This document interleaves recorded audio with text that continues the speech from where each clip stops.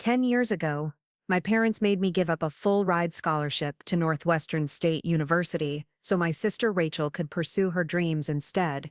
They said it was temporary, that I'd get another chance, that family comes first. Last Tuesday, I sat across from Rachel in my corner office at TechFlow Solutions as she begged me for a job to pay off her crushing debt. The irony wasn't lost on me that the education I sacrificed for her had led me here, while her chosen path had led her to my desk, desperate and broken. Before we jump back in, tell us where you're tuning. What if this story touches you? Make sure you're subscribed, because tomorrow I've saved something extra special for you. The morning it all started, I was 17, and holding an acceptance letter that felt like a golden ticket to everything I'd ever wanted.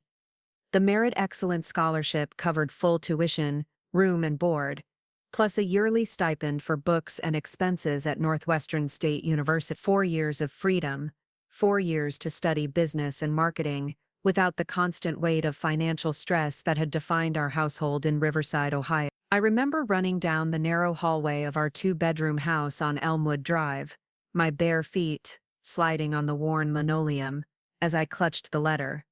The morning light filtered through our kitchen window, illuminating the pile of overdue bills Mom always kept stacked near the coffee maker. Dad was at the small dining table, still in his work uniform from the overnight shift at the manufacturing plant, his eyes heavy with exhaustion.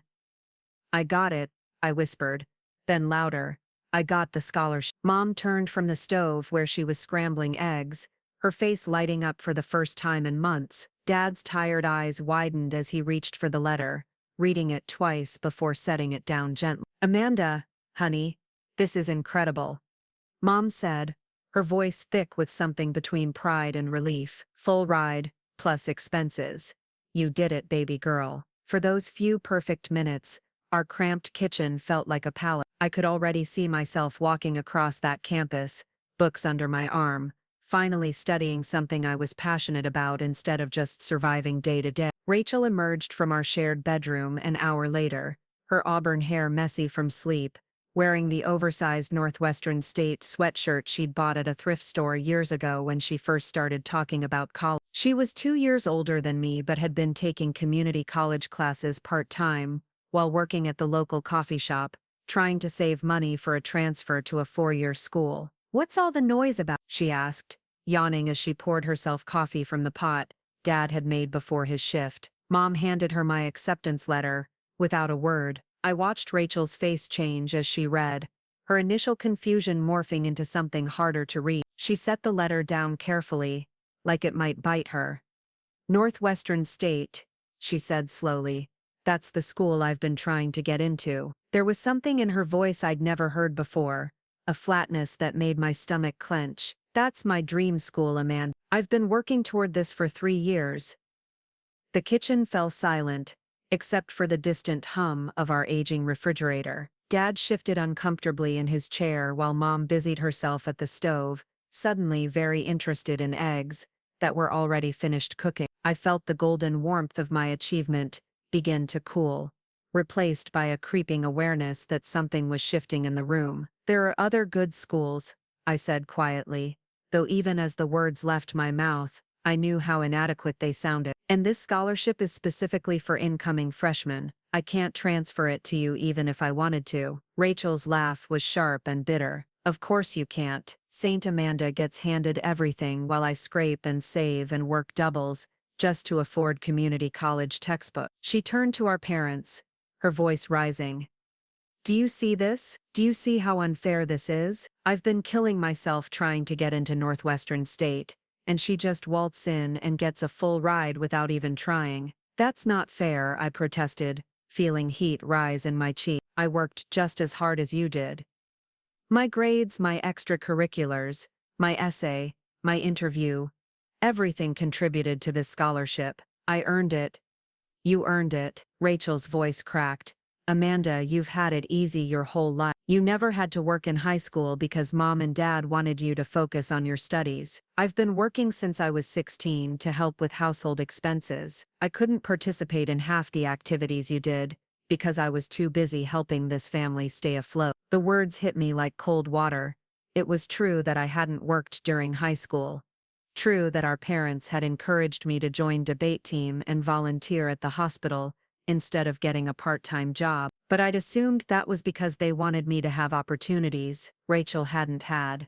Not because they were playing favorites. Dad cleared his throat, his voice gravelly from exhaustion. Girls, let's not fight about this. Amanda, this scholarship is wonderful news. Rachel, your time will come too. There are other schools, other scholarships. Easy for you to say, Rachel shot back.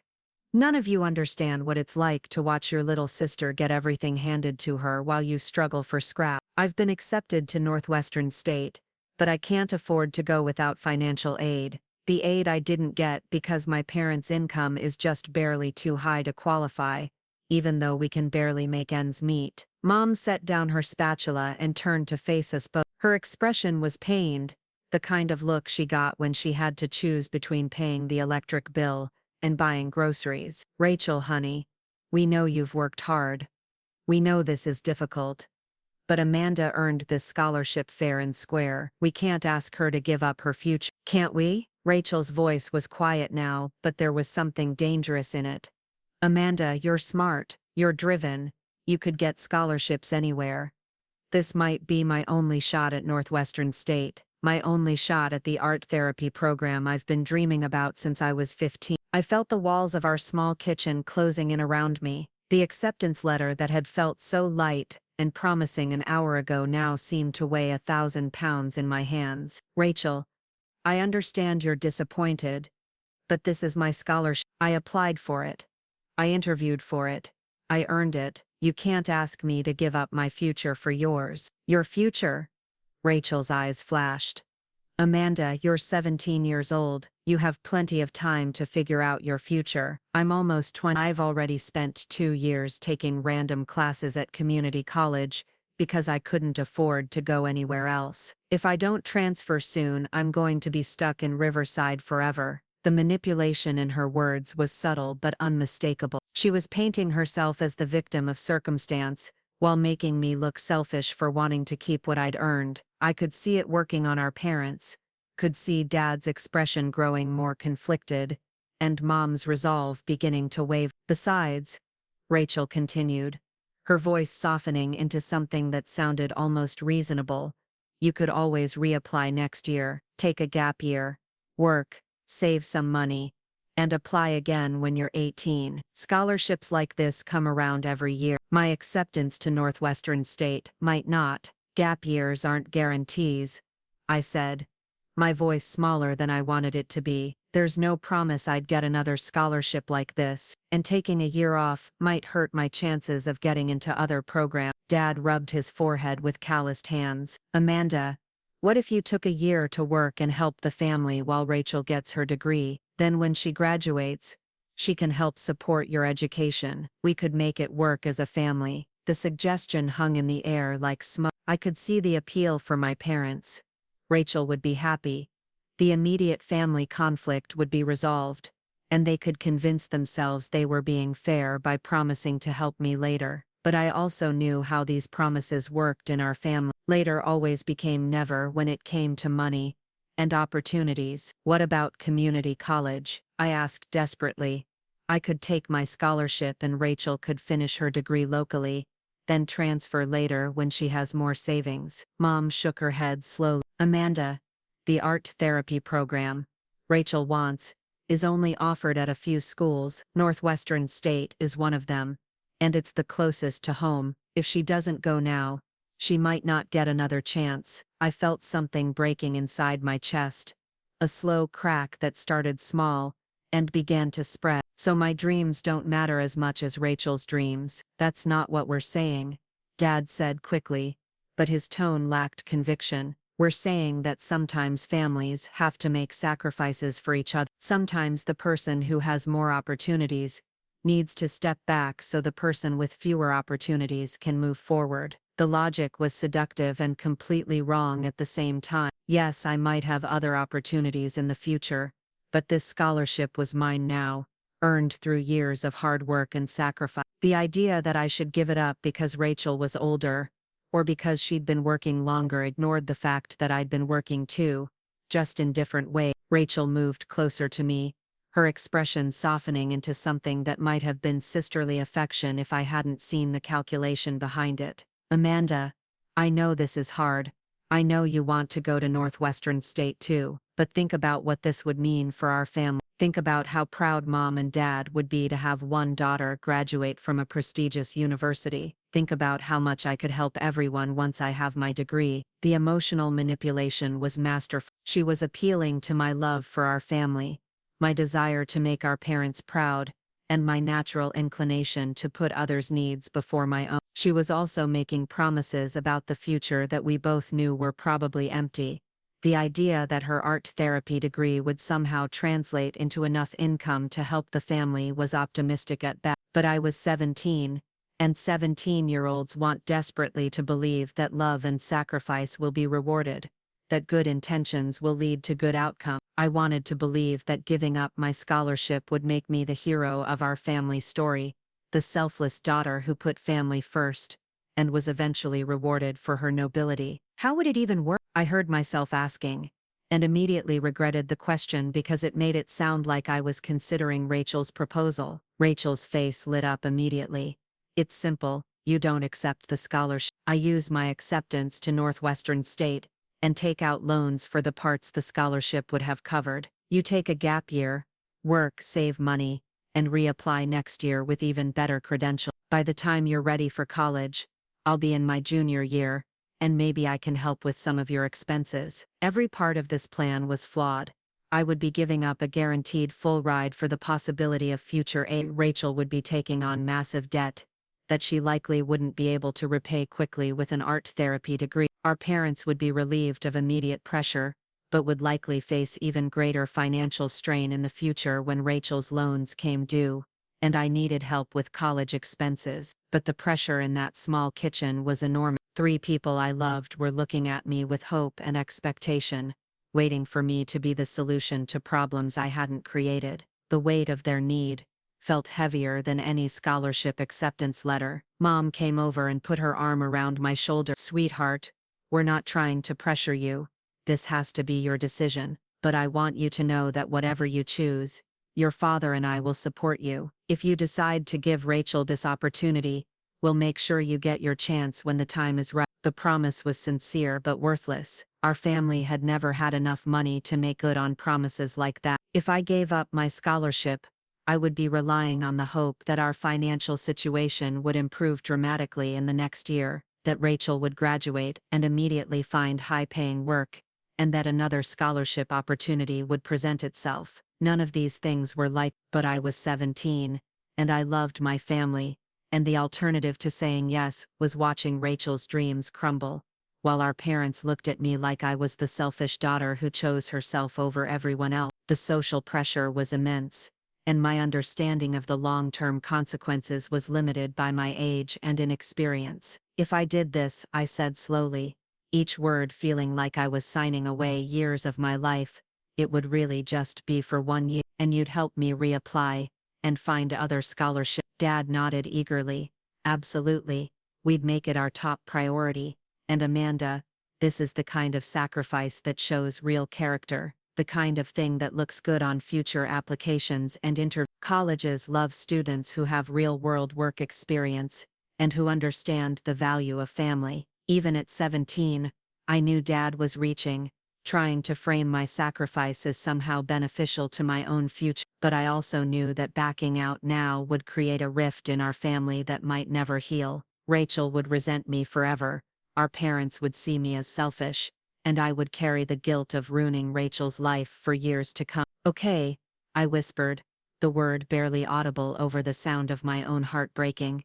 Okay, I'll do it. I'll give up the scholarship so Rachel can go to Northwestern State. The reaction was immediate and overwhelming. Rachel burst into tears and threw her arms around me, thanking me over and over while promising to make it worth my sacrifice. Mom cried and told me how proud she was of my selflessness. Dad clapped me on the shoulder and said I was doing the right thing, that this was what family meant. In that moment, surrounded by their gratitude and relief, I almost believed I'd made the right choice. I almost believed that love and sacrifice would be enough, that putting my family first would somehow work out for everyone in the end. I almost believed that 17-year-old Amanda Torres was wise enough to gamble her entire future on the promises of people who loved her but had never been able to keep financial promises before. It would take me exactly 10 years to realize how catastrophically wrong I'd been. 10 years to understand that the scholarship I gave up wasn't just money for college,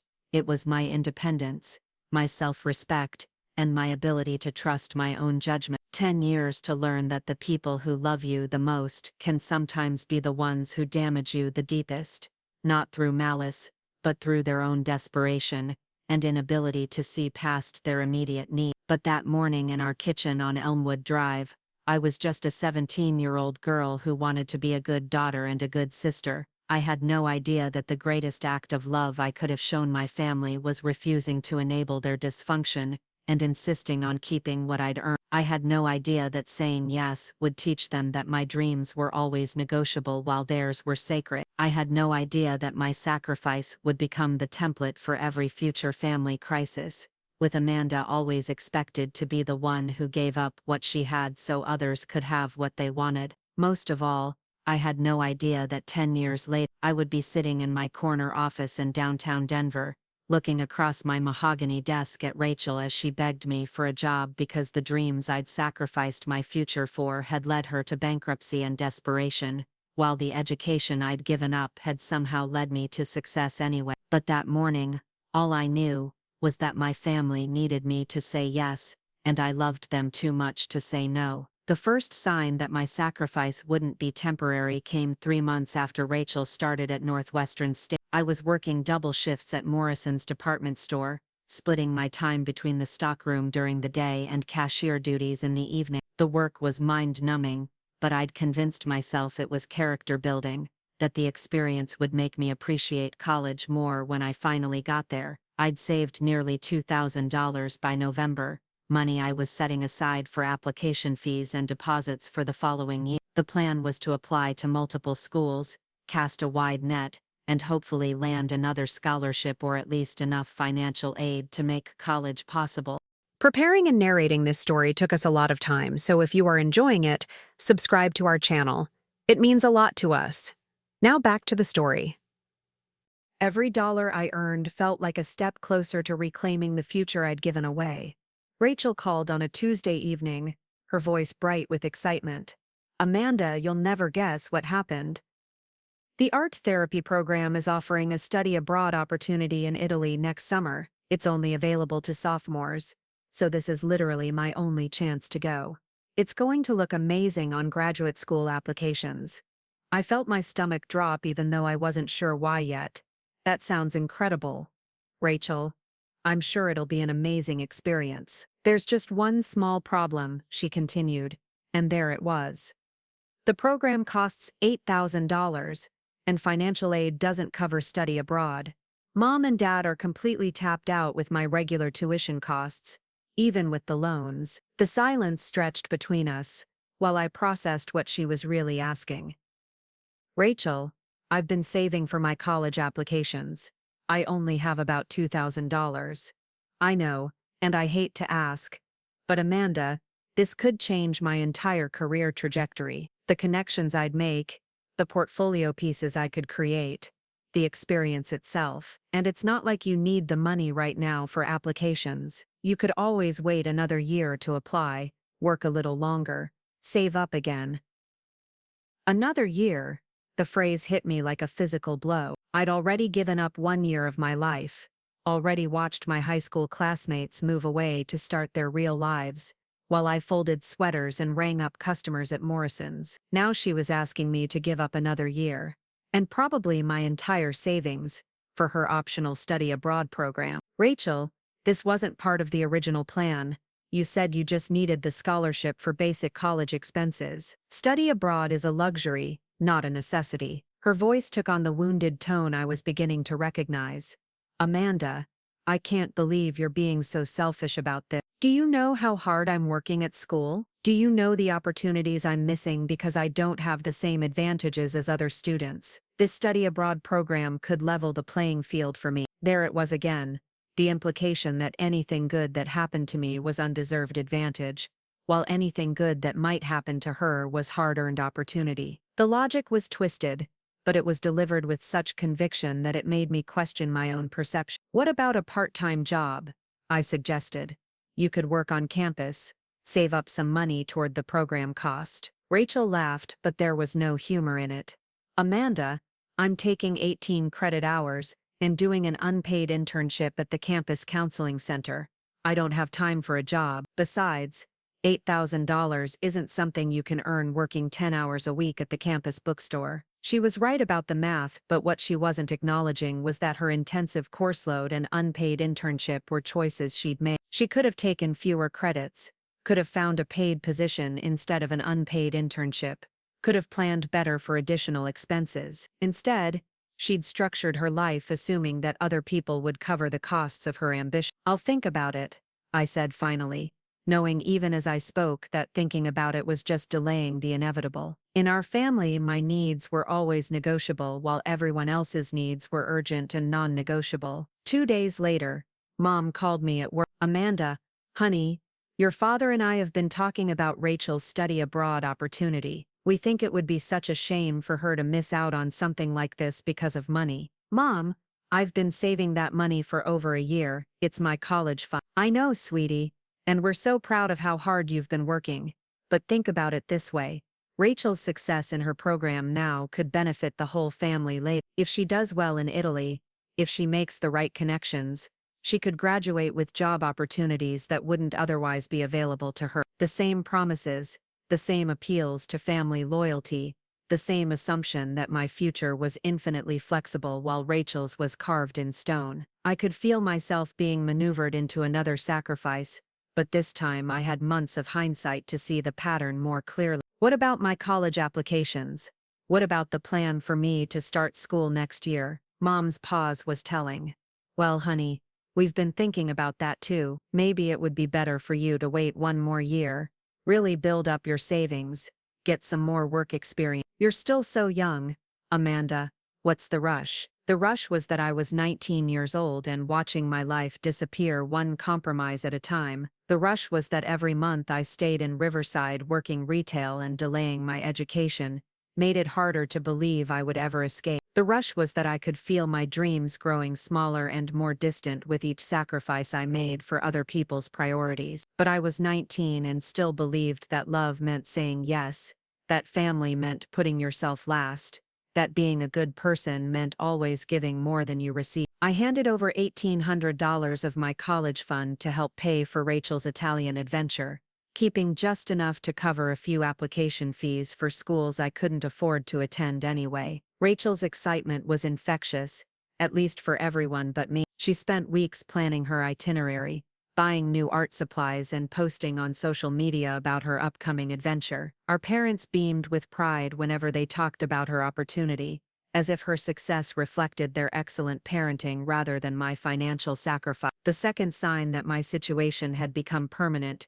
came the following spring, when I was finally ready to submit college applications. I'd managed to save another $1,000 and had researched schools with generous financial aid programs. My plan was to apply to 6 schools, 3 reaches and 3 safety schools, and hope that one of them would offer enough aid to make attendance possible. I was filling out the FAFSA when I discovered the problem. Our family's income looked too high on paper for need-based aid, but it wasn't actually high enough to pay for college. We fell into the notorious middle-class gap where families earn too much to qualify for significant aid, but too little to afford the actual costs of higher education. Worse, the financial aid calculations included Rachel's tuition as a family expense, which theoretically meant I should qualify for more aid, but the reality was that Rachel's loans were in her name, and her education expenses were straining our family budget to the breaking point. Adding my college costs on top of hers would be financially impossible for our parents. When I presented this information to Mom and Dad, their response was to suggest I wait another year. "Let Rachel get through her program first," Dad said. "Once she graduates and starts working, the family financial situation will improve, and we'll be in a better position to help you." Another year became the family motto. Always another year, always next time, always when circumstances were better. I was learning that indefinite delays were how families got rid of inconvenient promises without technically breaking them. I applied to 2 local schools anyway, using the last of my savings for application fee. Both accepted me, but neither offered enough financial aid to bridge the gap between what our family could pay and what college actually cost. I would need to take out massive loans to attend either school, loans that would saddle me with debt for decades. Meanwhile, Rachel's social media was full of photos from Italy, art studios in Florence, wine tastings in Tuscany, weekend trips to Rome and Venice. She was having the time of her life on money I'd earned folding clothes and dealing with difficult customers, and she seemed to have completely forgotten that her adventure had come at the cost of my education. When she returned from Italy that August, she was full of stories about the amazing people she'd met and the incredible art she'd created. Her portfolio was genuinely impressive, and I could see why the experience had been valuable for her career development. But I could also see that she'd developed expensive tastes and expectations that didn't align with the financial reality waiting for her after graduation. "Amanda, you should have seen the galleries in Florence," she gushed over dinner at our parents' house. "The way they display contemporary art alongside classical pieces is so inspiring. I'm thinking about applying for graduate programs in Europe after I finish my bachelor's degree." Graduate programs in Europe, funded by I wanted to ask, but I'd learned that questioning Rachel's plans was seen as unsupportive rather than realistic. The family dynamic had solidified around the idea that Rachel was the dreamer whose ambitions should be supported at any cost, while I was the practical one whose role was to facilitate other people's dreams. The third sign came during Rachel's senior year, when she started talking about graduate school applications. The art therapy programs she wanted to attend were competitive and expensive, with most students needing to take out additional loans to cover living expenses during their graduate study. "The good news is that some programs offer teaching assistantships," Rachel explained to our parents over Sunday dinner. "The bad news is that those are really competitive, and most students end up needing family support to get through graduate school." Family support. The euphemism was becoming familiar. It never meant support from the family as a whole, it meant support from Amanda specifically, because Amanda was the one with a steady job and no competing financial obligation. By this point, I'd been working at Morrison's for 3 years and had been promoted to assistant manager. The job wasn't glamorous, but it provided steady income and health insurance. I'd managed to save about $4,000 again, money I was hoping to use for community college classes, or a certification program that might help me advance my career. "Amanda's been so good about helping the family," Mom said, beaming at me across the dinner table. "Rachel, you're lucky to have such a supportive sister." The praise felt hollow because it came with expectations attached. I wasn't being recognized for my accomplishments or my own goals. I was being praised for my usefulness to other people's plans. My value to the family was entirely tied to what I could provide rather than who I was as a person. Rachel smiled at me warmly. "I know how lucky I am. Amanda, I was actually hoping we could talk about graduate school funding. I've been looking at programs and the best ones are really expensive, but I have a plan for how to make it work." Her plan, predictably, involved me. She proposed that I help cover her living expenses during graduate school by contributing $500 a month from my Morrison's salary. In exchange, she promised to help me pay for college once she graduated with her master's degree and started working as a professional art therapist. The proposal was presented as a business arrangement, a family investment in Rachel's future that would pay dividends for everyone. But the math didn't work, and the timeline was indefinite. Art therapy wasn't a high-paying field, and Rachel would likely need several years after graduation to establish her practice and pay down her existing student loans before she'd be in a position to help anyone else financially. I was being asked to delay my own education for another 3 years, until I was 25 years old, based on the promise that Rachel would then be able to fund my college experience. It was a pyramid scheme disguised as family support, with me at the bottom providing money upward and hoping it would somehow flow back down to me, eventually. For the first time, I said no, not a soft no, not a maybe later, but a clear, direct refusal. "Rachel, I can't keep delaying my own life to fund yours. I've already given up my scholarship and used my college savings for your study abroad program. I need to start investing in my own future." The reaction was swift and brutal. Rachel accused me of being selfish and short-sighted, of caring more about money than family. Mom and Dad said they were disappointed in my attitude, that they'd raised me to be more generous and family-oriented. The conversation devolved into a rehashing of all my supposed advantages and Rachel's supposed disadvantages, with me cast as the villain for finally setting a boundary. What hurt most was the suggestion that my 3 years of sacrifice meant nothing because I was finally refusing to sacrifice more. It was as if all my previous contributions to Rachel's success had been erased the moment I tried to prioritize my own needs. The family narrative required me to be endlessly giving, and any attempt to advocate for myself was treated as a character flaw. I left dinner early that night and drove around Riverside for hours, trying to process what had just happened. For the first time, I could see clearly how the family dynamic worked. Rachel's needs were always urgent and legitimate, while mine were always optional and selfish. Her dreams deserved investment and support, while mine could be postponed indefinitely without anyone feeling guilty about it. The pattern had been there from the beginning, but I'd been too young and too invested in being a good daughter to recognize it. The scholarship sacrifice hadn't been a one-time emergency. It had been the establishment of a permanent hierarchy where my future was always negotiable collateral for other people's present needs. That night,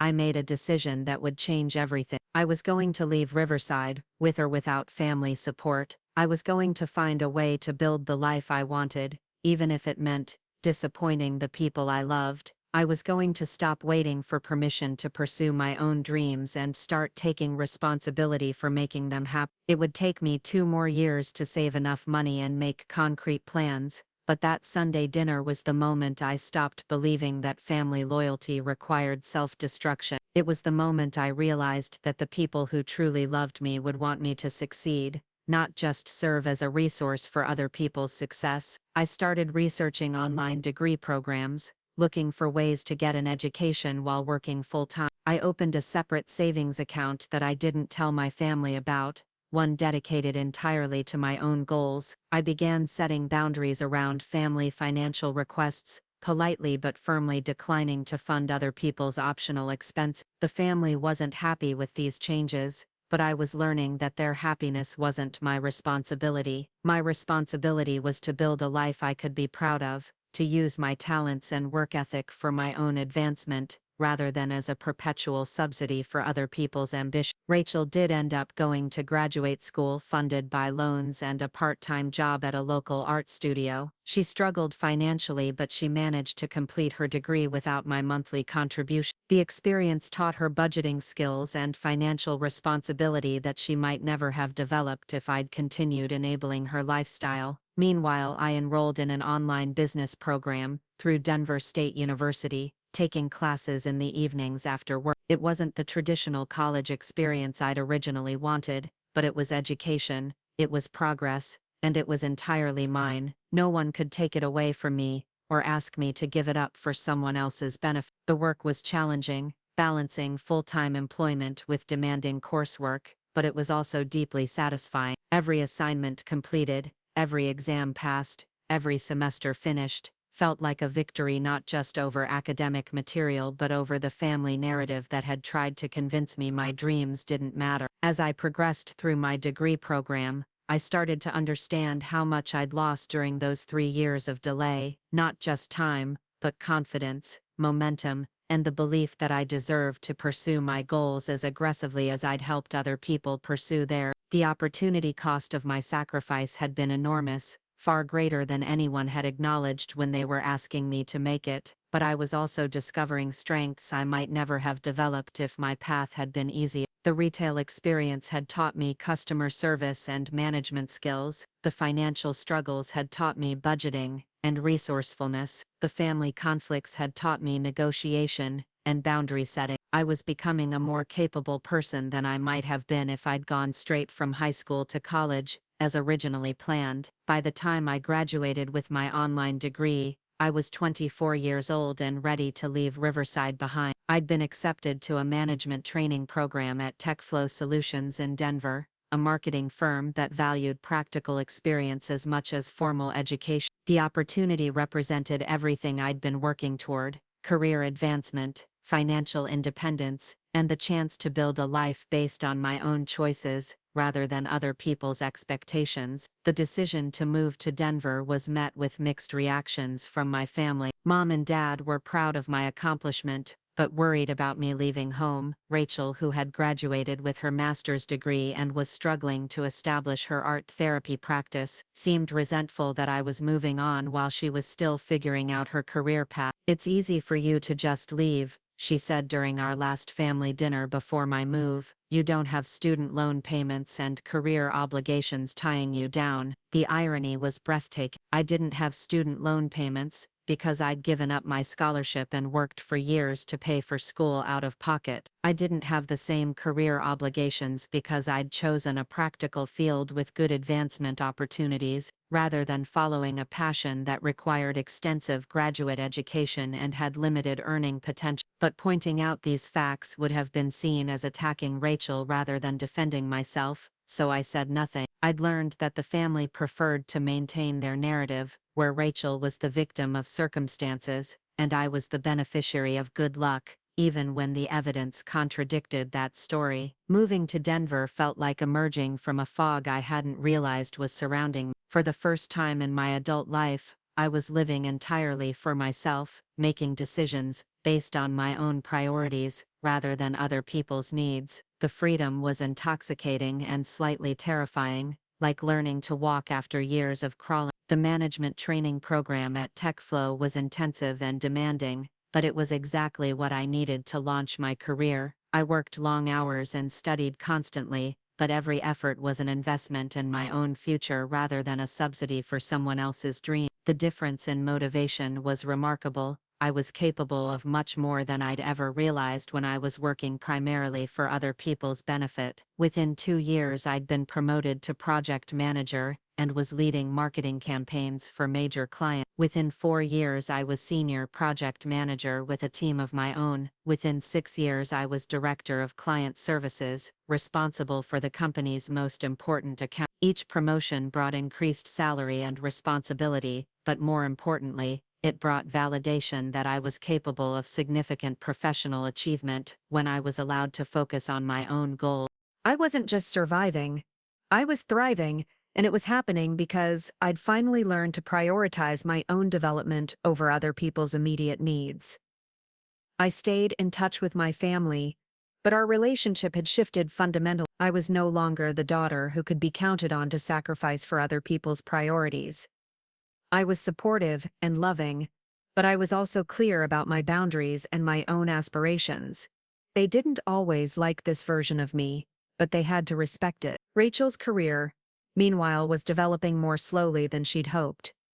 The art therapy field was competitive, and she was still working part-time positions while trying to build a private practice. Her graduate school loans were substantial, and she was struggling to make ends meet while establishing herself professionally.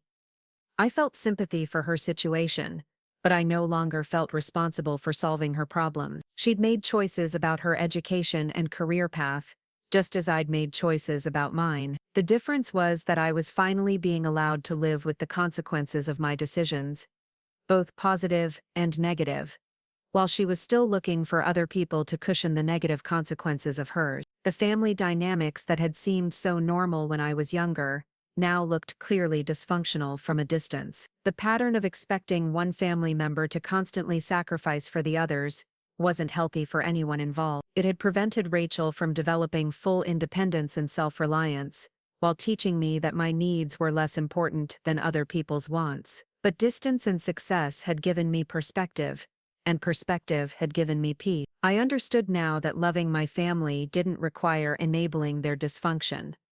I could care about their well-being without taking responsibility for their choices. I could be generous without being exploited, supportive without being taken advantage of. It was this hard-won wisdom that I carried with me as I continued building my career in Denver, never imagining that one day Rachel would walk into my office as a job applicant, desperate and broken, asking me for the kind of help I'd once given so freely and that had cost me so much. The call came on a Wednesday evening in March, 7 years after I'd moved to Denver.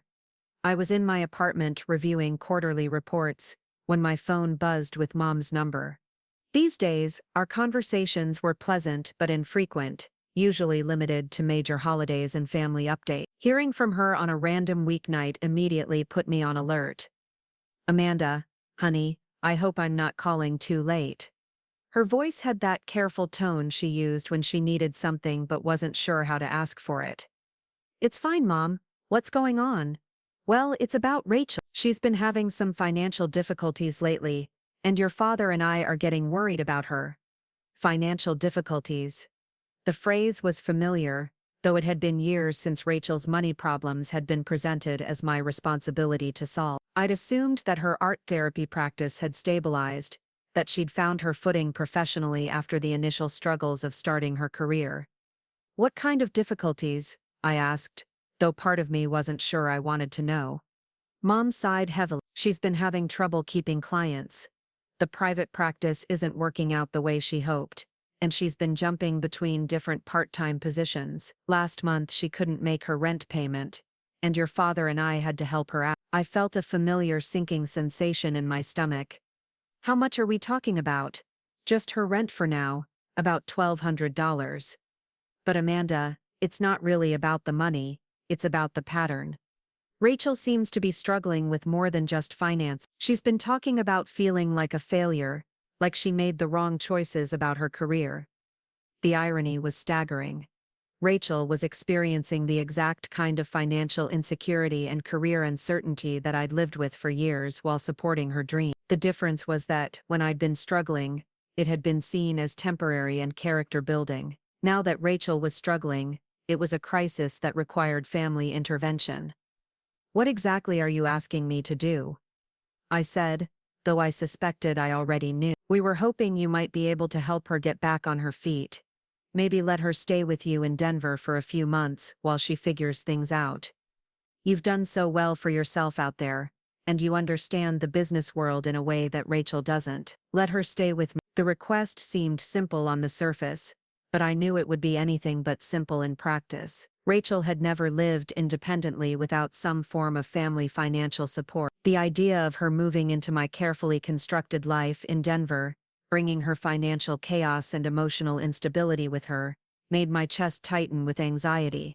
"Mom, I live in a one-bedroom apartment, and my job requires long hours and frequent travel. I'm not sure I'm in a position to provide the kind of support Rachel needs right now." "Oh, honey, I'm not asking you to solve all her problems. Just give her a place to stay while she looks for opportunities in Denver. You know how much bigger the job market is there compared to Riverside. She just needs a fresh start. A fresh start funded by someone else's stability, just like always." I was being asked to subsidize another chapter of Rachel's life, to provide the foundation that would allow her to take risks while I absorbed the costs and complications of her presence in my space. "Has Rachel actually asked me for this help, or is this your idea?" There was a pause that told me everything I needed to know. "Well, we thought it would be better coming from family first. Rachel's been so stressed about everything, and we didn't want to add to her pressure by having her ask for help directly." Translation: Rachel hadn't asked because she knew I might say no, so our parents were being recruited to make the request on her behalf. It was the same emotional manipulation strategy they'd used when I was 17. Except now I was 26 and had years of experience recognizing these patterns. "I need to think about it," I said finally. "This is a big decision, and I want to make sure I can actually provide the kind of help that would be useful." "Of course, sweetheart. Just remember that family is the most important thing, and Rachel really needs you right now." After we hung up, I sat in my living room staring at the city lights through my floor-to-ceiling windows. My apartment was small but beautiful, decorated with pieces I'd chosen carefully over the years. Everything in my space reflected my taste, my budget, my lifestyle. The idea of sharing this sanctuary with Rachel, of having my routines and peace disrupted by her emotional and financial crisis, felt like a violation of the boundaries I'd worked so hard to establish. But I also felt the familiar tug of family guilt. Rachel was struggling, and I was succeeding. She needed help, and I was in a position to provide it. The part of me that had been trained from childhood to prioritize other people's needs over my own comfort was whispering that refusing to help would make me selfish and cruel. I called my friend Casey, who'd become my closest confidant since moving to Denver. Casey had grown up in a similarly dysfunctional family dynamic and had her own experience with learning to set boundaries with relatives who saw her success as a resource for their problem. "Let me get this straight," Casey said after I explained the situation. "Rachel is having financial problems because her career isn't working out, and your parents want you to house her while she figures out her life. What exactly is she bringing to this arrangement besides problems? They're framing it as a temporary situation while she looks for better job opportunities in Denver." Casey laughed, but there was no humor in it.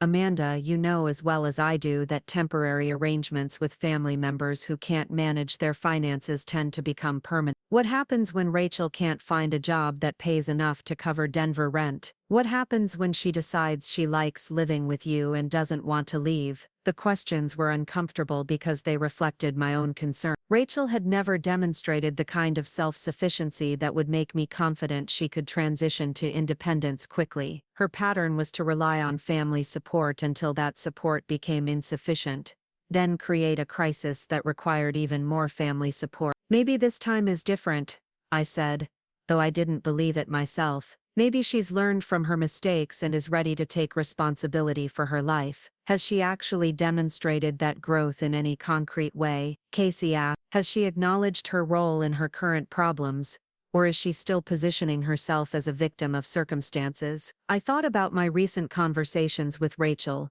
the way she talked about her struggle. She consistently blamed external factors for her difficulties: clients who didn't understand art therapy, employers who didn't appreciate her skills, a job market that was unfriendly to creative professionals. I hadn't heard her take ownership of any decisions that might have contributed to her current situation. "I think I know the answer," Casey continued when I didn't respond. "Amanda, you've worked too hard to build your life to let someone else's poor choices drag you backward. You can be supportive without being responsible." After talking to Casey, I spent the weekend researching rental costs and job markets in Denver, trying to understand what Rachel would realistically need to establish herself in the city. The numbers were sobering. Entry-level positions in art therapy or related fields would barely cover the cost of renting a studio apartment, let alone other living expenses. If Rachel moved to Denver, she would need significant financial support for months, or possibly years, before she could achieve anything close to self-sufficiency. On Monday morning, I called Rachel directly instead of going through our parents. I wanted to hear her perspective on the situation and understand what kind of help she was actually seeking. "Amanda," her voice was bright with surprise and relief, "Mom said you might be able to help me figure out this Denver thing. I can't tell you how much I appreciate even the possibility." "I want to understand what you're thinking," I said carefully. "What's your plan for making a transition to Denver work?" Rachel launched into an enthusiastic explanation of her research into Denver's art therapy opportunity. She'd identified several private practices that might be hiring, plus some nonprofits that worked with trauma victims and children. Her confidence was infectious, but her actual preparation was thin. She hadn't applied for any positions yet, hadn't networked with professionals in the area, hadn't saved any money for the transition. "So you'd be starting completely from scratch," I said. "No job prospects, no professional connections, no savings to cover expenses while you look for work, right? Which is why I'd need to stay with you initially, just until I get established. I'm thinking maybe 3 or 4 months, just long enough to find a position and save up for my own place. 3 or 4 months of supporting another adult in my 1-bedroom apartment, while she pursued job opportunities in a competitive field. 3 or 4 months of my routines being disrupted, my space being invaded, my peace being compromised." And that was the optimistic timeline, assuming everything went perfectly with her job search. "Rachel, I've been looking at the job market here, and I think your timeline might be unrealistic. Art therapy positions are pretty specialized, and the ones that pay living wages are competitive. It could take 6 months or longer to find something stable." "Maybe, but Amanda, you don't understand how desperate I am to get out of this situation. I'm 28 years old, and I'm still struggling to make ends meet. I feel like such a failure compared to you." There it was, the comparison that always made me uncomfortable. Rachel consistently positioned my success as somehow easy or lucky while her struggles were presented as uniquely difficult or unfair. She never acknowledged the years I'd spent delaying my education to support her dreams, the retail jobs I'd worked while taking night classes, the careful financial planning that had made my current stability possible. Rachel, success isn't about comparison. You made choices about your education and career that were right for your goals. I made different choices that were right for mine. Neither path is inherently better or worse. Easy for you to say, you've always been good at practical things. You've always known how to make money and plan for the future. I'm more of a creative person, and the world doesn't always value creativity the way it should. The narrative was so familiar I could have recited it myself. Rachel was the misunderstood artist, victim of a society that didn't properly support creative careers. I was the practical one who'd somehow stumbled into financial success without the struggles that creative people face. It was a story that absolved her of responsibility for her choices while minimizing the work I'd put into building my career. What about other options? I asked. Could you look for opportunities in cities with lower cost of living, or consider transitioning to a more stable career that still uses your skills? Rachel's response was immediate and defensive. Amanda, I didn't spend 6 years getting an art therapy degree just to abandon my field because it's difficult. Some things are worth fighting for, even when they're challenging. The implication was clear. I had abandoned my dreams by choosing practical success over artistic fulfillment. It was another variation of the family narrative, where my choices were seen as compromises, while hers were seen as noble pursuits worth supporting at any cost. I spent another week considering the request, talking it through with Casey and a few other friends whose judgment I trusted. Everyone's advice was consistent. Helping Rachel move to Denver would be enabling her pattern of relying on family support instead of developing genuine independence. When I called my parents to decline, their disappointment was palpable. Mom's voice took on the wounded tone I remembered from childhood arguments, the one that made me feel guilty for prioritizing my own needs. Amanda, I have to say, your father and I are surprised by your decision. We raised you to care about family, to help when you can. Rachel is really struggling right now, and you're in such a good position to make a difference in her life. I do care about family, I said, trying to keep my voice steady, but I also think that helping Rachel avoid the consequences of her choices isn't actually helping her in the long run. She needs to develop the skills to solve her own problems. That's a very cold way to look at family relationships, Dad interjected. He must have been listening on speakerphone. Sometimes people need support to get through difficult times. It's not about avoiding consequences, it's about love. The manipulation was subtle but effective. They were reframing my boundary setting as a lack of love, making my refusal to enable Rachel into a character flaw rather than a healthy choice. It was the same strategy they'd used when I was younger, and it still triggered the same guilt and self-doubt. I love Rachel, I said firmly. That's exactly why I think she needs to solve this situation herself. She's a capable, educated adult. She doesn't need me to rescue her. The conversation ended with polite but chilly goodbyes. I knew my decision would be discussed and analyzed by the family, that I would be cast as the selfish sister who chose comfort over compassion. But I also knew that my instincts were right, that helping Rachel avoid her current crisis would only delay her need to develop real problem-solving skills. 3 months later, I learned just how right I'd been. Casey forwarded me a social media post that Rachel had shared, a long emotional essay about family betrayal and the loneliness of struggling while watching loved ones succeed. The post didn't mention me by name, but it was clearly about my refusal to let her move to Denver. Some people forget where they came from when they achieve success, the post read. They forget the sacrifices other people made for their opportunities. They forget that family means showing up for each other, not just when it's convenient. The public passive aggression was breathtaking. Rachel was rewriting history, positioning herself as the victim of my ingratitude, rather than acknowledging her role in creating her current problems. She was also conveniently forgetting that my opportunities had come at the cost of my own sacrifices, not through other people's generosity. But what bothered me most was the response to her post.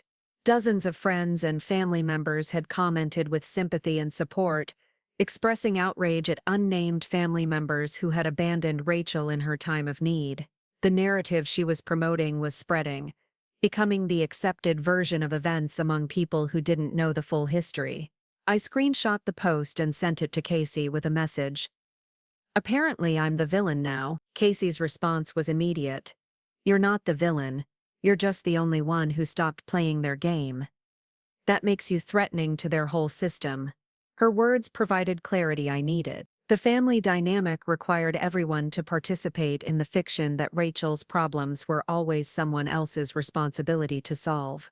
By refusing to play along, I was threatening the entire structure that allowed everyone else to avoid dealing with her issues directly. 2 weeks after the social media post, I got a call from Rachel herself. Her tone was different than I'd heard before, less manipulative and more genuinely desperate. "Amanda, I know you're angry about my post. I probably shouldn't have written it, but I was just so frustrated and scared. Things have gotten really bad here." "How bad?" I asked, though I wasn't sure I wanted to know.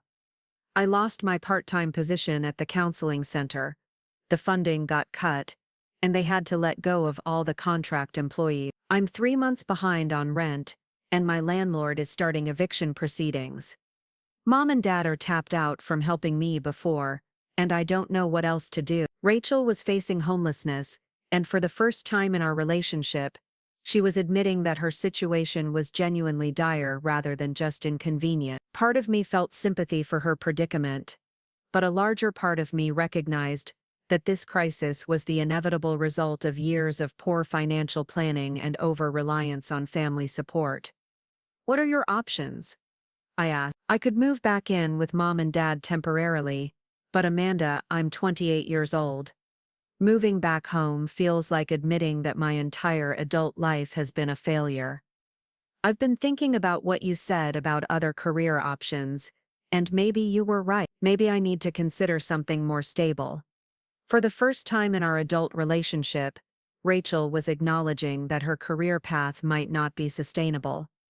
She was also expressing willingness to make changes rather than expecting other people to subsidize her current lifestyle. It was a level of personal responsibility I'd never heard from her before. "What kind of changes are you considering?" "There are some corporate wellness positions that hire people with therapy backgrounds. The pay is better, and they're more stable than private practice. I've been looking at companies in Cincinnati and Columbus, places where I could afford to live while I transition careers." Rachel was finally talking about solutions she could implement herself, rather than problems other people needed to solve for her. It was encouraging, but I was also wary of getting my hopes up. She'd made promises about taking responsibility before, usually when she was in crisis and needed support. "That sounds like a good plan," I said carefully. "Have you started applying for those positions?" "I'm working on updating my resume and writing cover letters. It's harder than I thought to translate art therapy experience into corporate wellness language. I was wondering if you might be able to give me some advice about that. Since you understand the business world." She was asking for advice, not money or housing. She was seeking guidance she could use to solve her own problems, rather than asking me to solve her problems for her. It was such a departure from our usual dynamic that I almost didn't trust. "I'd be happy to help you with your resume and cover letters," I said. "Email me what you have so far, and I'll take a look." Over the next several weeks, Rachel and I exchanged emails about her job search strategy. I helped her reframe her experience in language that would appeal to corporate employers, and I connected her with a few contacts I had in Ohio's business community.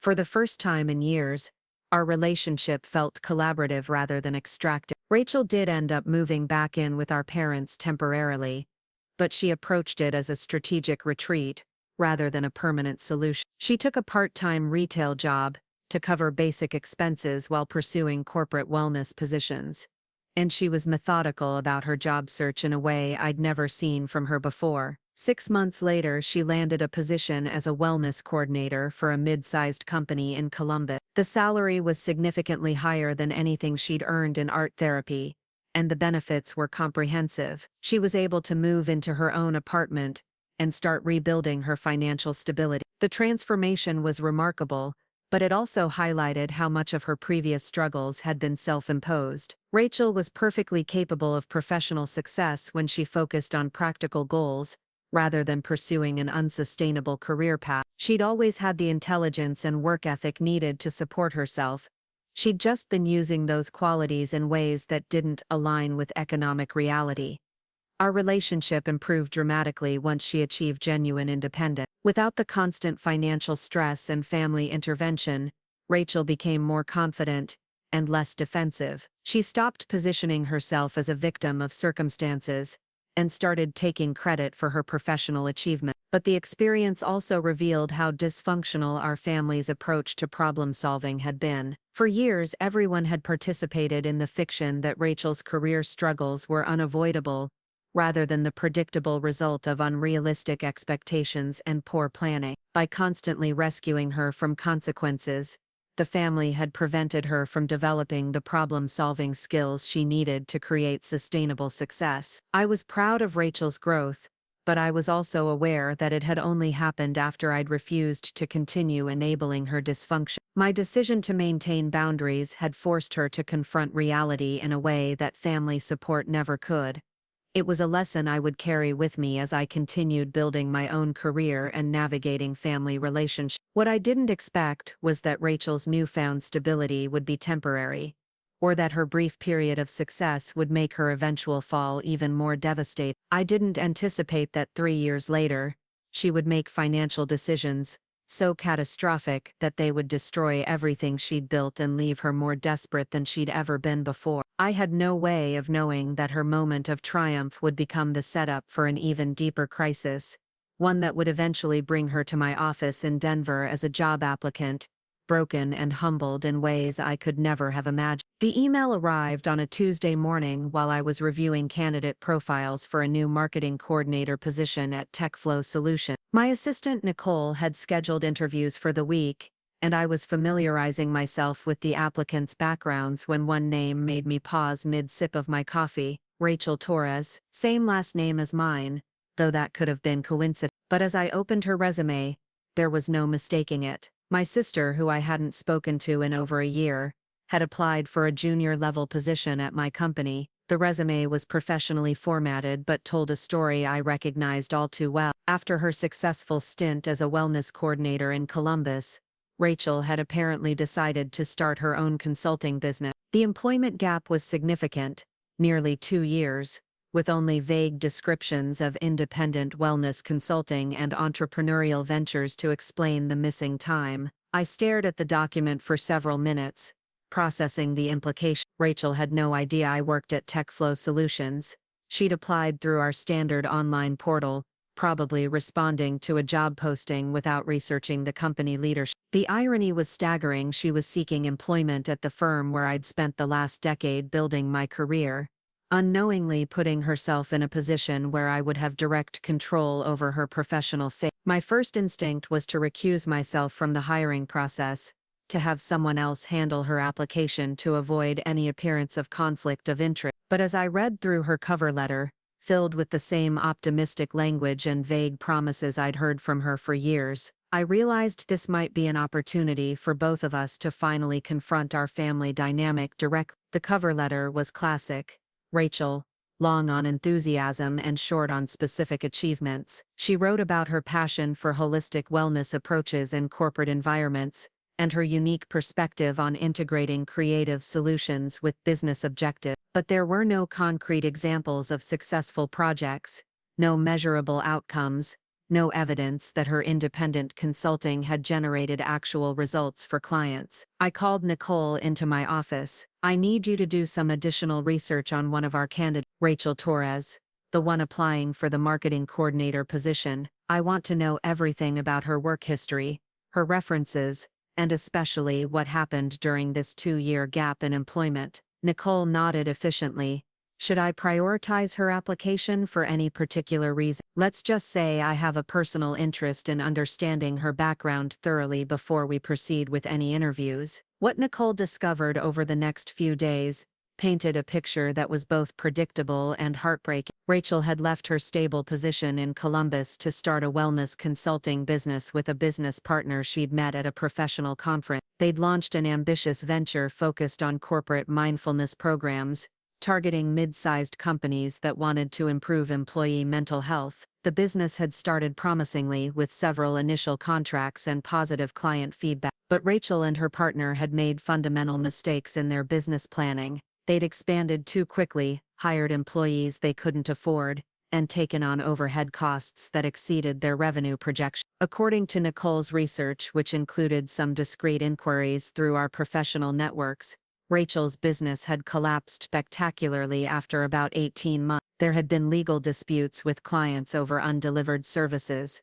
conflicts with their business partner over financial management, and ultimately bankruptcy proceedings that had wiped out Rachel's personal savings and left her with substantial debt. The pattern was familiar but more extreme than anything Rachel had experienced before. Once again, she'd pursued an ambitious dream without realistic planning or adequate preparation. But this time, the consequences weren't just temporary setbacks. They were financially devastating in ways that would take years to recover from. I found myself facing a decision I'd never anticipated. As Director of Client Services at TechFlow, I had the authority to make hiring decisions for positions like the one Rachel had applied for. I could interview her myself, offering her a chance at employment, while maintaining complete control over the process. Or I could have HR send her a standard rejection letter, ending her application without her ever knowing I'd been involved. The ethical considerations were complex. On one hand, my personal relationship with Rachel created an obvious conflict of interest. On the other hand, she was legitimately qualified for the position,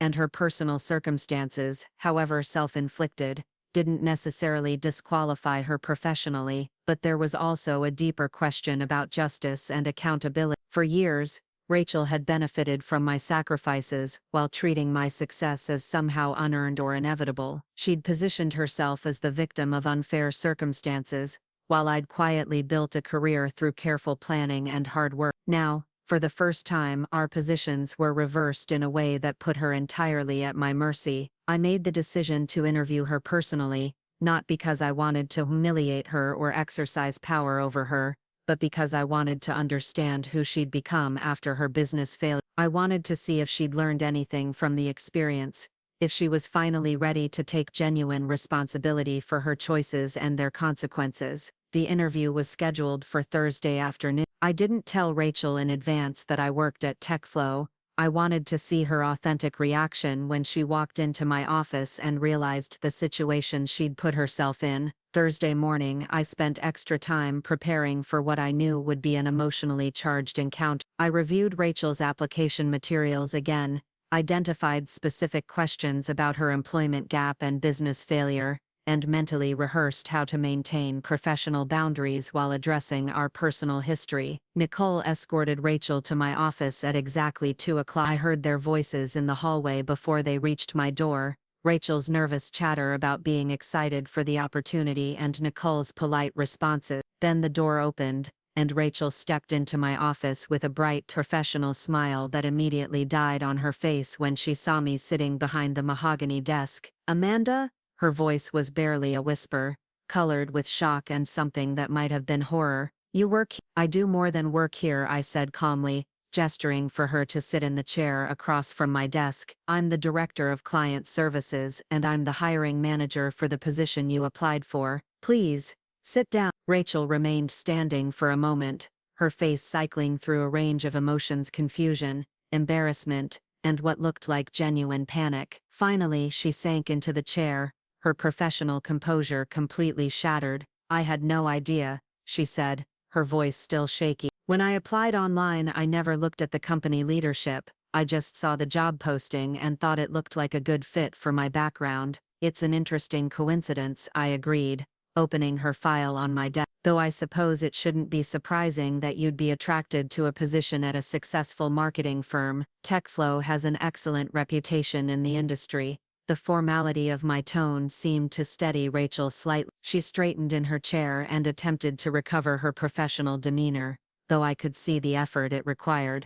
"Amanda, I want you to know that I'm here on my own merits. I'm not asking for any special treatment because we're family. I genuinely believe I'm qualified for this position. That remains to be seen, I said, flipping through her resume. Let's start with the basics. Tell me about your experience in corporate wellness coordination and how it relates to marketing and client service. For the next 20 minutes, I conducted a standard job interview, asking Rachel about her professional experience, her skills, and her understanding of the position requirement. To her credit, she answered the questions competently, demonstrating that she did have relevant experience and legitimate qualifications. But when I brought up her employment gap and the failed consulting business, her discomfort became obvious. She tried to frame the business failure as a learning experience, talking about the valuable insights she'd gained about entrepreneurship and the challenges of running a small business. What specifically did you learn from the failure of your consulting company? I asked, leaning back in my chair. Rachel paused, clearly struggling with how to answer honestly without damaging her candidacy. I learned that passion and good intentions aren't enough to build a successful business. I learned the importance of financial planning, realistic goal setting, and sustainable growth strategies. Those are good lessons, I acknowledged, but they're also fairly obvious business principles that most entrepreneurs understand before they start a company. What I'm curious about is why you didn't apply those principles from the beginning. The question was pointed, and Rachel recognized it. She was being asked to explain not just what went wrong, but why she'd made such fundamental mistakes in the first place. It was a question that required genuine self-reflection rather than practiced interview responses. I think I got caught up in the excitement of the opportunity, she said slowly. My business partner was very charismatic and convincing, and I wanted to believe that we could build something special. I let optimism override realistic planning. And where do you see yourself professionally in 5 years? I continued, moving to another standard interview question, but one that felt loaded given our history. Rachel's answer was more cautious than I'd ever heard from her before. She talked about wanting to build expertise in digital marketing, about learning from experienced professionals, about contributing to a stable company's growth rather than trying to create something from scratch. It sounds like you're looking for stability rather than innovation, I observed. Yes, she said, meeting my eyes directly for the first time since entering my office. I've learned that there's value in building a solid foundation before pursuing more ambitious goals. I want to be part of a successful team rather than trying to lead a failing venture. The admission was significant. For the first time in our relationship, Rachel was acknowledging that her approach to career building had been flawed, that her previous priorities had been unrealistic. She was expressing interest in learning and contributing rather than leading and innovating. But I also needed to address the elephant in the room, our family relationship and the potential complications it would create if I hired her. Rachel, we need to talk about the obvious issue here. You're applying for a position where I would be your direct supervisor. That creates complications that go beyond normal workplace dynamics. She nodded, looking uncomfortable but not surprised. I understand that this situation is unusual. If you think it would be too complicated to work together, I completely understand. I'm not expecting special treatment, and I don't want to create problems for you professionally. What I'm concerned about, I continued, is whether you can separate our personal relationship from our professional one. Can you take direction from me, as your supervisor, without bringing family dynamics into the workplace? The question forced Rachel to confront something she'd probably been avoiding thinking about. The idea of working for her younger sister, taking orders from the person she'd grown up seeing as the family helper rather than the family leader, was clearly difficult for her to process. I think I can, she said finally. Honestly, Amanda, I'm not in a position to be picky about employment opportunities right now. I need this job, and I respect what you've accomplished here. If you're willing to give me a chance, I promise I'll be a professional employee first, and your sister second. The desperation in her voice was unmistakable. This wasn't just about wanting a good job. It was about financial survival. Rachel was facing the kind of economic crisis that I'd lived with for years while supporting her dreams, but now she was experiencing it without family safety net to cushion the fall. Tell me about your current financial situation, I said, making the conversation even more uncomfortable but needing to understand the full scope of her circumstances. Rachel's composure finally cracked completely. Her eyes filled with tears as she explained the extent of her debt, the credit cards she'd maxed out trying to keep her business afloat, the personal guarantees she'd signed that had made her liable for business debts even after bankruptcy. "I'm living in a studio apartment in Cincinnati," she said, her voice thick with emotion. "I've been doing gig work, driving for rideshare companies and delivering food, just to make ends meet. My credit is destroyed, and I can't even qualify for a decent rental without a cosigner." The woman sitting across from my desk bore little resemblance to the confident, optimistic sister who had convinced me to give up my scholarship 10 years earlier. That Rachel had been full of dreams and plans, secure in the knowledge that other people would support her ambition. This Rachel was broken, humbled by failure in ways that had stripped away all her illusions about how the world worked. Part of me felt satisfaction at seeing her finally experience the consequences of her choices without family intervention, but a larger part of me felt genuine sadness for what she'd lost, and sympathy for the fear and desperation she was clearly experiencing. "If I hired you," I said carefully, "what assurance do I have that you wouldn't repeat the same pattern of poor decision-making that led to your business failure?" Rachel wiped her eyes and took a shaky breath. "I don't know what assurance I can give you beyond my word, but Amanda, this failure taught me things about myself that I didn't want to learn. I learned that I'm not as smart as I thought I was, that good intentions don't guarantee good outcomes, and that taking risks with other people's money is a responsibility I wasn't mature enough to handle." The level of self-awareness in her answer surprised me. Rachel was acknowledging not just that her business had failed, but that she had been personally responsible for that failure through poor judgment and unrealistic expectations. It was a degree of accountability I'd never heard from her before. "I also learned," she continued, "that the stability and security I used to take for granted are actually precious things that have to be earned and protected. I understand now why you made the choices you did, why you prioritized practical success over creative fulfillment. I used to think those choices were somehow lesser, but I realize now that they were actually wise." For the first time in our adult relationship, Rachel was expressing respect for the path I'd chosen, rather than positioning it as a compromise or settling for less than my potential. She was finally understanding that my success had required sacrifice and discipline, not just good luck or natural talent. The interview lasted another 30 minutes, covering standard workplace policies, salary expectations, and start date availability. By the end, I had a clear picture of Rachel's qualifications and her current circumstances. She was genuinely qualified for the position, despite her recent failures. She was also genuinely desperate for employment and financial stability, but the decision to hire her involved considerations that went far beyond her professional credentials. Bringing Rachel into my workplace would mean daily interaction with someone who represented the most painful period of my life. It would mean supervising someone whose past behavior had taught me not to trust her judgment or her promises. On the other hand, it would also mean having complete control over our professional relationship. Rachel would finally be in a position where she had to earn my approval rather than expecting it. She would have to prove her value through performance rather than family obligation. After Rachel left, I sat in my office for a long time, weighing the pros and cons of hiring her. The practical considerations were important, but so were the emotional ones. This decision would affect not just our working relationship, but our family dynamic and my own peace of mind. I called Casey that evening to talk through the situation. Her initial response was concern about the potential complications of working with family, especially family with a history of financial irresponsibility and emotional manipulation. "But she does sound genuinely humbled by the experience," Casey said after I'd described the interview in detail. "And there's something to be said for having complete control over the relationship for once. If she screws up, you can fire her. If she tries to manipulate you, you have professional boundaries to maintain. I'm also thinking about what kind of message it sends," I said. "If I refuse to hire her despite her qualifications, it looks like I'm holding grudges. If I do hire her, it might look like I'm playing favorites. Or,"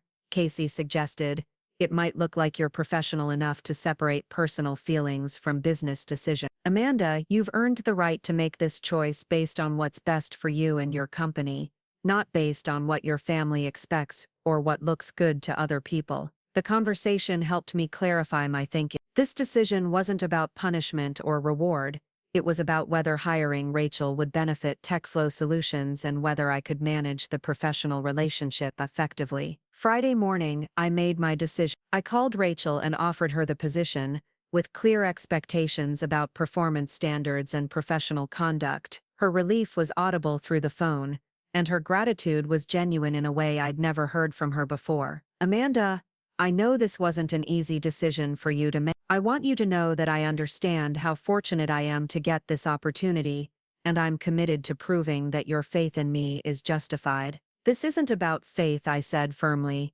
"This is about professional qualifications and job performance. You'll succeed or fail here based on your work, not based on our family relationship." Rachel started at TechFlow Solutions the following Monday, beginning what would become the most complex and ultimately revealing chapter of our relationship. For the first time in our lives, I held complete authority over her circumstances, and she was entirely dependent on my approval for her financial security. It was a reversal of power that neither of us could have imagined 10 years earlier when I'd given up my scholarship to support her dream. Now she was working entry-level marketing campaigns, while I directed company strategy from my corner office. She was earning an hourly wage while I drew a six-figure salary and performance bonuses. The irony wasn't lost on either of us, though we never discussed it direct. Rachel was finally experiencing the kind of financial pressure and professional uncertainty that I'd lived with for years while supporting her ambition. And I was finally in a position to determine whether someone in my family would sink or swim based on their own efforts rather than on my sacrifices. What I didn't anticipate was how much this new dynamic would teach both of us about responsibility, accountability, and the real meaning of family support. Over the coming months, Rachel would have to prove her professional worth in ways she'd never been required to before, while I would have to decide whether justice meant helping her succeed or letting her fail based purely on her own merit. 6 months after hiring Rachel, I found myself reviewing her performance evaluation in my office on a quiet Friday afternoon. The numbers told a story I hadn't expected. Her productivity metrics exceeded expectations. Her client feedback was consistently positive, and she'd contributed innovative ideas to 3 major campaigns that had generated significant revenue for the company. Rachel had thrown herself into the work with an intensity I'd never seen from her before. She arrived early, stayed late, and approached every project with meticulous attention to detail. It was as if her business failure had burned away all the casual confidence and unrealistic optimism that had characterized her previous approach to work, leaving behind someone who understood that professional success required daily effort and consistent performance. The transformation was remarkable, but it was also complicated for me to witness. Part of me was genuinely proud of her growth and professional development, but another part of me struggled with resentment that it had taken complete financial devastation to teach her lessons about responsibility and work ethic that I'd learned years earlier through necessity. Our workplace relationship had been carefully professional from the beginning. Rachel called me Amanda in the office, just like any other employee would address their supervisor. She never referenced our family connection or asked for special consideration based on our shared history. When she needed guidance or feedback, she approached me with the same deference she showed to other senior staff members, but I could see the effort it required for her to maintain that professional distance. There were moments during staff meetings when she would start to respond to me with the casual familiarity of a sister, then catch herself and adopt the more formal tone appropriate for an employee addressing a supervisor. The adjustment was clearly difficult for her, but she managed it without complaint. The real test came during her 3rd month when she made a significant error on a client presentation. She'd misunderstood the project requirements and created marketing materials that didn't align with the client's brand guidelines. The mistake was caught before the presentation, but it required our team to work overtime to create new materials and risked damaging our relationship with an important client. In the past, Rachel's response to criticism or failure had always involved deflection, excuse-making, or appeals for sympathy. I'd expected some version of that pattern when I called her into my office to discuss the error. Instead, she surprised me with a level of accountability I'd never seen from her before. "I take full responsibility for the mistake," she said immediately, before I'd even explained the problem. I should have asked for clarification when I wasn't certain about the requirements, and I should have had another team member review my work before finalizing it. What do you need me to do to fix this? Her response was so different from the Rachel I'd grown up with that I almost didn't know how to react. This was the same person who had once blamed her art therapy career struggles on societal undervaluation of creativity, now taking complete ownership of a professional mistake without any attempt to minimize or excuse it. We need to redesign the entire presentation, I said, watching her face for signs of the defensive reactions I'd learned to expect from her. That means the team will be working this weekend to meet the Monday deadline. I'll coordinate the weekend work, Rachel replied without hesitation. I'll make sure everyone has what they need.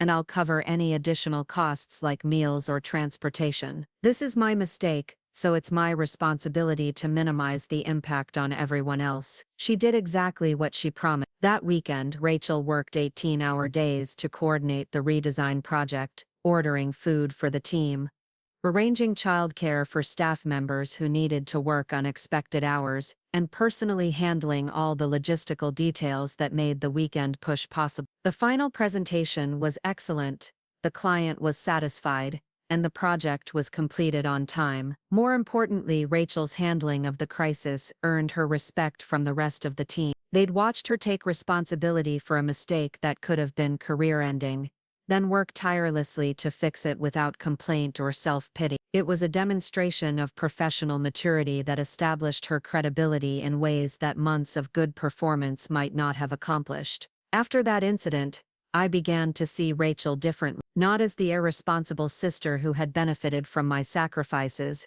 but as a colleague who had learned from her failures and was committed to rebuilding her career through genuine effort. The change in my perception was gradual but significant, affecting not just our workplace relationship but my understanding of who she had become as a person. 3 months later, Rachel requested a private meeting with me. It was unusual for her to ask for one-on-one time outside of our regular performance reviews, and I was curious about what she wanted to discuss. Amanda, I've been thinking about our family situation, she said after closing my office door and taking a seat across from my desk. I know we've kept things strictly professional here, but I feel like there are things I need to say to you that go beyond work. I felt my guard go up immediately. Despite the positive changes I'd observed in Rachel's professional behavior, I was still wary of conversations that might blur the boundaries between our workplace and family relationships. I want to apologize, she continued,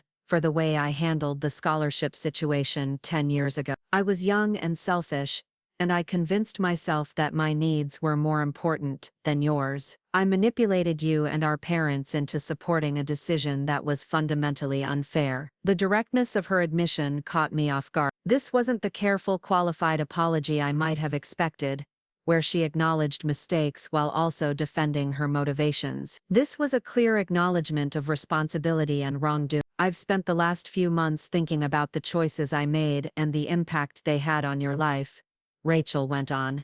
I gave up that scholarship, I delayed your education for years, and I set a pattern where my dreams were always treated as more important than yours. That was wrong, and I'm sorry. I sat quietly, processing her words. Part of me wanted to accept her apology and move past the old grievances, but a larger part of me was still angry about years of sacrifice that had never been acknowledged or appreciated. Rachel, I appreciate you saying that, but I'm not sure an apology can undo the damage that was done. I lost years of my life supporting your choices, and I had to build my career from scratch while you were getting the education I'd earned. You're right, she said, surprising me again with her directness. An apology can't undo the past, and I'm not asking you to pretend that what happened was okay. I'm just trying to take responsibility for my part in it, and to acknowledge the sacrifices you made that I never properly appreciated. The conversation continued for another hour, covering years of family dynamics and unresolved resentment. For the first time in our adult relationship, Rachel listened without becoming defensive, acknowledged my perspective without trying to justify her own behavior,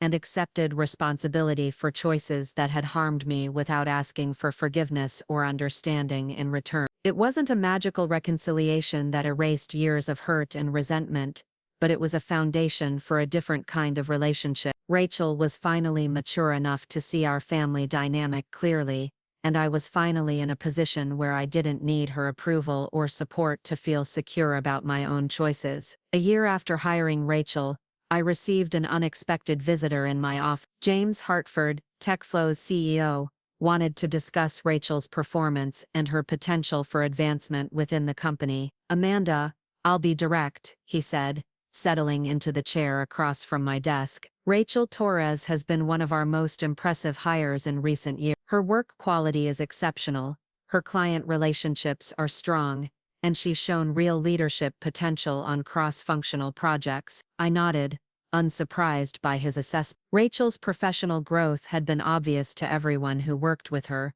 and her reputation within the company was entirely based on her own performance rather than any favoritism from me. "I'm considering promoting her to senior marketing specialist," James continued, "but I wanted to discuss it with you first, given your supervisory relationship. Do you think she's ready for increased responsibility?" The question put me in an interesting position. Recommending Rachel for promotion would be good for her career but would also change our workplace dynamic. She would no longer be directly under my supervision, which would eliminate some of the complexity in our professional relationship, while also reducing my ability to monitor and influence her performance. "She's earned the promotion," I said, honest. "Her work speaks for itself, and she's demonstrated the kind of reliability and judgment that senior positions require." James smiled.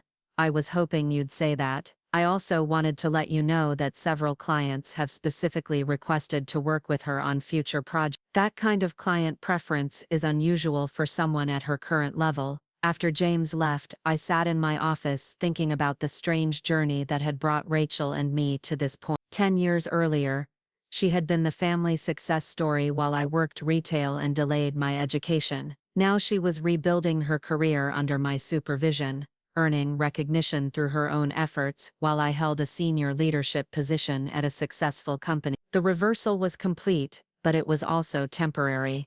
Rachel's promotion would put her on a career track that could eventually lead to the same level of success I'd achieved, though it would take years of continued growth and performance. She was finally building the kind of stable, sustainable career that could support her long-term goals without requiring family subsidies or unrealistic risk-taking. More importantly, she was doing it through the same approach I'd used: careful planning, consistent effort, and genuine accountability for results. The creative, idealistic young woman, who had pursued art therapy and entrepreneurial ventures, had evolved into a pragmatic professional who understood that dreams had to be balanced with reality. On Rachel's last day reporting directly to me, she stopped by my office to thank me for the opportunity I'd given her. The conversation was brief and professional, but there was an emotional undercurrent that acknowledged everything we'd been through together. "I know this situation wasn't easy for you," she said.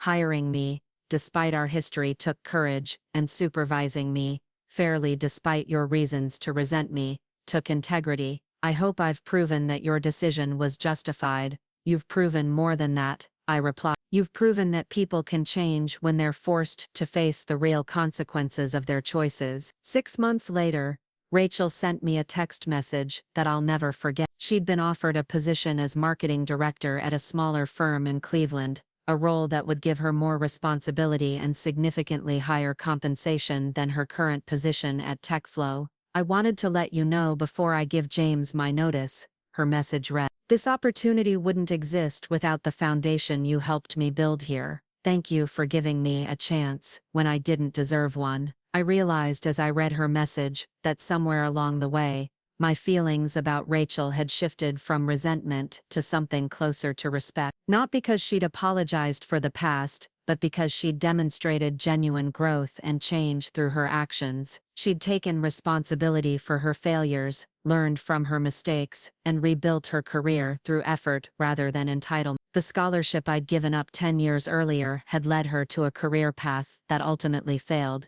while the education I'd delayed and self-funded had led me to lasting success. But more importantly, Both of our journeys had taught us lessons about responsibility, accountability, and the real cost of our choices. Today, Rachel and I have a relationship that's cordial but not close. We exchange holiday cards and birthday wishes, but we don't pretend that our shared history didn't shape who we became. She's successful in her career, financially stable, and apparently happy with the life she's built through her own effort. Sometimes people ask me if I regret giving up that scholarship, if I'm bitter about the years I lost supporting someone else's dream. The honest answer is that I'm grateful for the experience, not because it was fair or easy, but because it taught me who I am and what I'm capable of when I stop waiting for other people's permission to pursue my goals. The scholarship was just money for education. What I gained by losing it was something more valuable: the knowledge that I could build the life I wanted through my own choices and efforts, regardless of what anyone else did or didn't do for me. That lesson was worth more than any degree, and it served me well in every aspect of my life since. Up next, you've got 2 more standout stories right on your screen. If this one hit the mark, you won't want to pass these up. Just click and check them out.